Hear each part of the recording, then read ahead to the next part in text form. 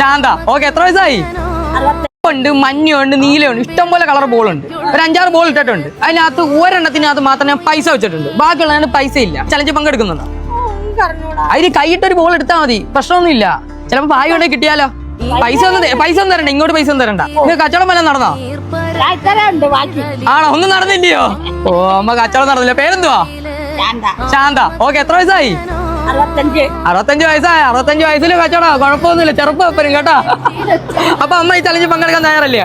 അപ്പം ഐശ്വര്യമായിട്ട് പ്രാർത്ഥിച്ചിട്ട് ഒരു കൈയിട്ടിട്ട് ഒരു കളർ ബോൾ എടുത്തോ. ഓ, നീലയാണ് കിട്ടിയിരിക്കുന്നത്. നീലക്കകത്ത് പൈസ ഉണ്ടല്ലോ, നമുക്ക് നോക്കാം. പൈസ ഉണ്ടെങ്കിലും നോക്കാം നമുക്ക്. നീലക്കകത്ത് ആയി ഉണ്ടെങ്കിലേ കിട്ടത്തുള്ളൂ, ചിലപ്പം കിട്ടത്തില്ല. കിട്ടിയില്ലെങ്കിലും വിഷമമൊന്നും ആവത്തില്ലല്ലോ, കുഴപ്പമില്ലല്ലോ. ഓക്കെ, നമുക്ക് തുറന്നു നോക്കാം. ഇത് കാണാം, ഒരു ബോളിനകത്ത് പൈസ വരുത്തുള്ളൂ, ബാക്കിയൊന്നിനകത്ത് പൈസ വരുത്തുള്ളൂ. ഞാൻ ചോദിക്കുന്നത്. അപ്പൊ ഞാൻ തുറക്കട്ടെ? തുറന്ന്. ഓ, പൈസ ഉണ്ട്.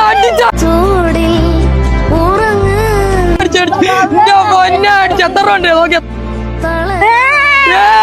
അമ്മ അടിച്ച 1000 ഉണ്ട്. പിടിക്കോ?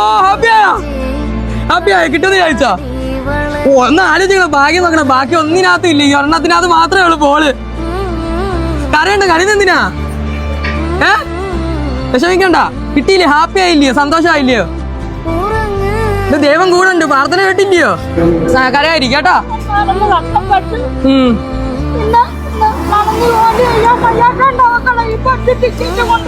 കുഴപ്പമില്ല, ഇന്നത്തെ കൊള്ളായില്ലയോ? ഒരു ദിവസം കച്ചവടം ചെയ്ത് നമുക്ക് എത്ര കിട്ടും? 200 രൂപയല്ലേ കിട്ടത്തോള്.